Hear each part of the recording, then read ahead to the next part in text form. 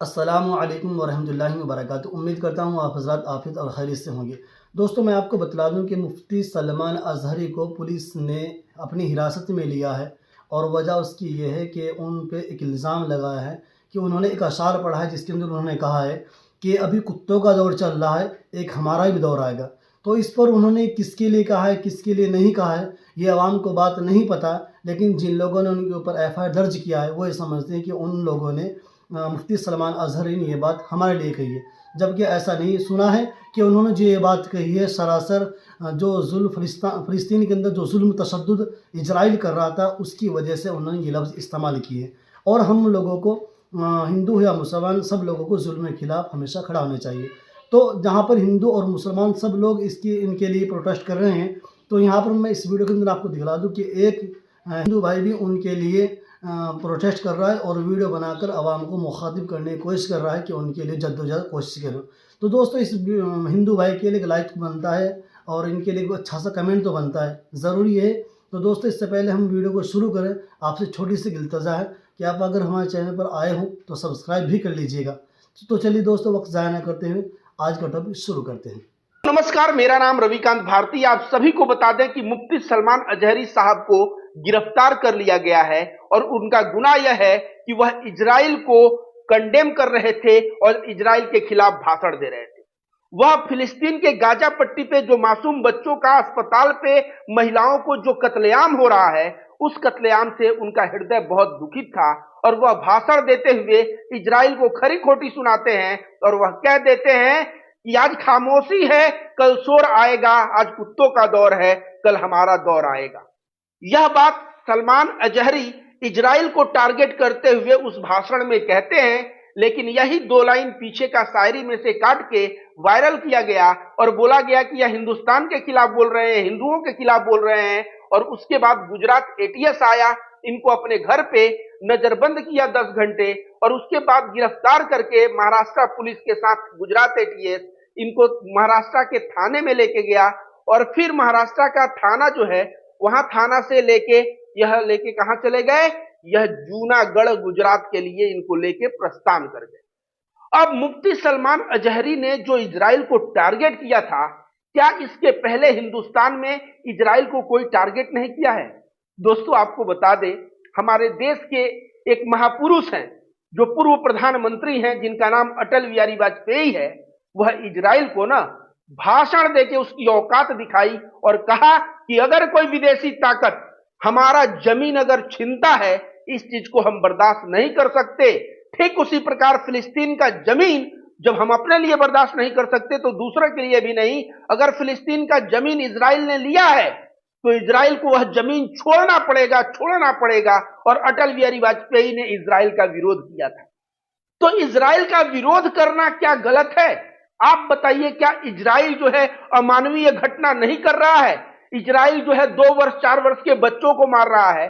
कल जो है एक बच्चा बंदूक के साथ, वो जो खिलौना वाला बंदूक प्लास्टिक का होता है ना, 4 वर्ष का छोटा सा मासूम बच्चा उसके साथ खेल रहा था वेस्ट बैंक फिलिस्तीन में। वहां से उसको पूरा आर्मी पहुंचता है, उसके घर को ध्वस्त करने का प्रयास करता है और बच्चे को गिरफ्तार करके लाता है। इजराइल मासूमों पे अत्याचार कर रहा है कि नहीं, महिलाओं पे अत्याचार कर रहा है कि नहीं? अभी तक गाजा पट्टी पे लाखों लाख लोग मारे गए और पूरा विश्व मुख दर्शक बन के देख रहा है। यूनाइटेड नेशन, आपको बता दे दोस्तों, यूनाइटेड नेशन के बहुत सारे लोग वहां मदद करने गए थे, उनको मार चुका है। बहुत सारे यूनाइटेड नेशन के कार्यकर्ता मारे गए हैं। ये तो छोड़िए, बहुत सारे पत्रकार मारे गए हैं। और इस तरह से इजराइल जो टारगेट कर रहा है, यह पूरे विश्व के मानवता, अगर आप मानव हैं तो उसके ऊपर कलंक है। और उसके खिलाफ बोलते हुए मुफ्ती सलमान अजहरी ने इजराइल के लिए, अगर वहां के हुक्मरानों के लिए अगर कुत्ता शब्द का प्रयोग किया तो क्या गलत किया? वहां पे गलत कुछ नहीं किया। क्योंकि समझिए, सलमान अजहरी से समस्या क्या है। यति नरसिंहानंद नामक कुकुर को तो आप लोग जानते होंगे, यति नरसिंहानंद सरस्वती नाम था उसका। जब नूपुर शर्मा का प्रॉफेट मोहम्मद के ऊपर बयान आया था, तो यति नरसिंहानंद सरस्वती कहता है कि जो नूपुर शर्मा बोली है वह किताबों में लिखा हुआ है, कुरान में लिखा हुआ है। मैं कुरान सीडी उडी सब लेके आ रहा हूं जामा मस्जिद। 17 जून को 2022 की बात है। 17 जून को इंडिया का कोई भी इस्लामिक स्कॉलर, मौलाना, मुफ्ती, किसी में अगर हिम्मत है तो आ जाए और मेरे साथ डिबेट कर ले। उस वक्त हिंदुस्तान के कोई भी मुफ्ती मौलाना ने आवाज नहीं उठाया, सिर्फ एक बंदा आवाज उठाया और जिसका नाम था मुफ्ती सलमान अजहरी। और यह बोले कि मुझे चैलेंज कबूल है, मैं 17 जून को आऊंगा, तू किताब लेके आना, सीडी लेके आना और तू प्रमाणित करना। यह 17 जून को जामा मस्जिद दिल्ली पहुंचे, बहुत भव्य इनका स्वागत हुआ। यति नरसिंहानंद का इंतजार होता रहा। यति नरसिंहानंद वो पता नहीं, वो दासना मंदिर से भी उस दिन भाग गया होगा, मुझे लगता है। जामा मस्जिद आने की तो बात छोड़ी। उसके बाद पूरे सोशल मीडिया पे ट्रोल हुआ यति नरसिंहानंद, और सलमान अजहरी की हर एक जगह तारीफ हुई, क्योंकि यति नरसिंहानंद वही शख्स है कि जो आए दिन नरसंहार के लिए भाषण देता फिरता था, मुसलमानों के नरसंहार के लिए, उसको औकात दिखाया। आज यति नरसिंहानंद मार्केट से गायब है। क्यों गायब है पता है? क्योंकि हिंदू लोग भी जो होते हैं ना, यति नरसिंहानंद के चेले चपाड़े, जो नकली नफरती, वे लोग भी देखते हैं कि अगर सामने वाले में दम नहीं है तो उसके साथ खड़ा नहीं होते। उसके साथ खड़ा होना छोड़ दिए, उसका वीडियो शेयर करना बंद कर दिए। यति नरसिंहानंद का आप बताइए, 17 जून 2022 के बाद एक भी वीडियो वायरल होता आपने नहीं देखा होगा। तो यति नरसिंहानंद का जो दुकान था ना, जो सोशल मीडिया पे नफरत की दुकान चलाता था, उस दुकान को बंद किसने किया? मुफ्ती सलमान अजहरी ने बंद किया। आगे दोस्तों आपको बताते हैं, क्या मुफ्ती सलमान अजहरी सही में एक आतंकवादी प्रवृत्ति का व्यक्ति है? क्या वह हिंसा को प्रमोट करता है? तो जाके उनके दो चार ना स्पीच सुनिए, उपदेश सुनिए। मोहम्मद साहब के जिंदगी से अच्छाइयों को खोज खोज के वह बताते हैं कि प्रॉफेट मोहम्मद साहब ऐसे थे, वैसे थे, ये थे, वो थे। आप भी दूसरे का सेवा करिए, दूसरों के लिए जिए। अगर पड़ोसी भूखा रहे तो उसको खाना खिलाइए, अपने लिए क्या जीना। और इस तरह जो है प्रॉफेट मोहम्मद के मार्ग पे चल के पूरे मानवता की सेवा करने की बात ये करते हैं। जैसे मुफ्ती सलमान अजहरी साहब को मैं कह दूं, जो सुन रहे हैं लोग, जैसे हिंदू धर्म में कोई साधु सन्यासी होता है ना, अब नकली ढोंगी साधु की बात मैं नहीं कर रहा हूं, जो असली साधु जैसे देवरावा बाबा थे, त्रैलंग स्वामी 280 वर्ष तक जिए थे, वह बनारस में चलते थे तो उनको कहा जाता था साक्षात भगवान शिव हैं। इस तरह त्रैलंग स्वामी, योगानंद थे, युक्तेश्वर गिरी थे, लहरी महाराज थे, अभी अड़गड़ानंद महाराज जी जो छत्तीसगढ़ मिर्जापुर में है। ऐसे बाबा जो हिंदू धर्म में जो असली बाबा है ना, वे लोग भी जहां भी मानवता का हनन होता है, मानवता के ऊपर कोई अत्याचार होता है, उसके ऊपर बोलते हैं कि यह गलत हो रहा है और प्रेम सद्भाव को प्रमोट करते हैं। अब यह मुफ्ती साहब भी हमेशा इनका आप बयान सुनिएगा, बोलने का तरीका देखिएगा, बहुत ही पोलाइट, बहुत ही विनम्र और बहुत ही अच्छी बातें मुसलमानों को सिखाते हैं। अगर इनके सिखाए हुए मार्ग पे मुसलमान चले और हिंदू धर्म के सच्चे साधु सन्यासियों को सिखाए हुए मार्ग पे अगर हिंदू चले तो हिंसा हो ही नहीं सकता, ये मैं रविकांत भारती गारंटी देता हूं। अब इन्होंने जो शायर कहा है कि आज खामोशी है कल शोर आएगा, आज कुत्तों का दौर है कल हमारा दौर आएगा, क्योंकि इनकी भी मजबूरी समझिए। कोई व्यक्ति जो होता है ना, एक बर्दाश्त, जैसे भागवत गीता में बोला भी गया है, यदा यदा ही धर्मस्य, मतलब उसका पूरा मतलब होता है कि जब भी जो गलत लोग हैं वो बढ़ जाते हैं और अत्याचार होता है तो भगवान प्रकट होते हैं।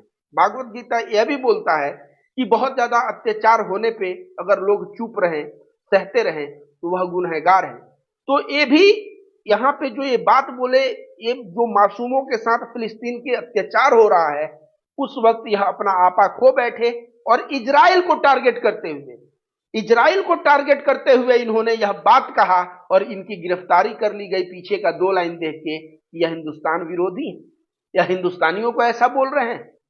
तो मैं यही कहूंगा कि अगर इतिहास खंगालोगे तो पाओगे कि अटल बिहारी वाजपेयी भी, उन्होंने भी इजराइल को कहा था कि इजराइल की हिम्मत नहीं है तो फिलिस्तीन की जमीन को रखे, उसको छोड़ना होगा, और वो भी ललकार के बोला था।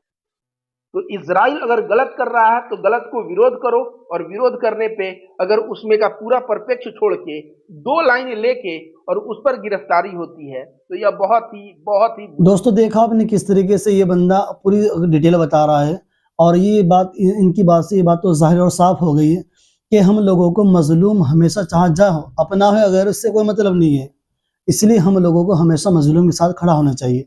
और जैसे हदीस के अंदर भी आता है कि रसूल पाक सल्लल्लाहु अलैहि वसल्लम को ये बात अलग से फरमान दिया गया है कि आप मजलूम की हाय और उसकी बद्दुआ से बचिए।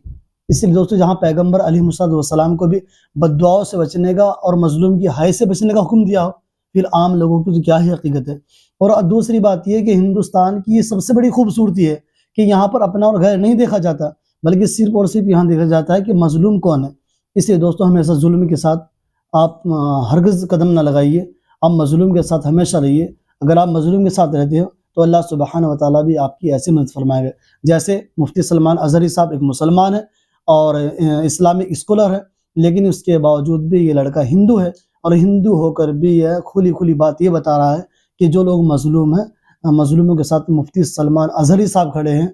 जो फ़लस्तीन के अंदर जो जुल्म हो रहा था, वहाँ पर जो इजराइल जुल्म कर रहा था, तो उससे बचने के लिए मुफ्ती सलमान अज़हरी साहब ने ये बयान दिया है। तो दोस्तों आपको वीडियो कैसी भी लगी है, कमेंट बॉक्स में अपनी राय ज़रूर देना।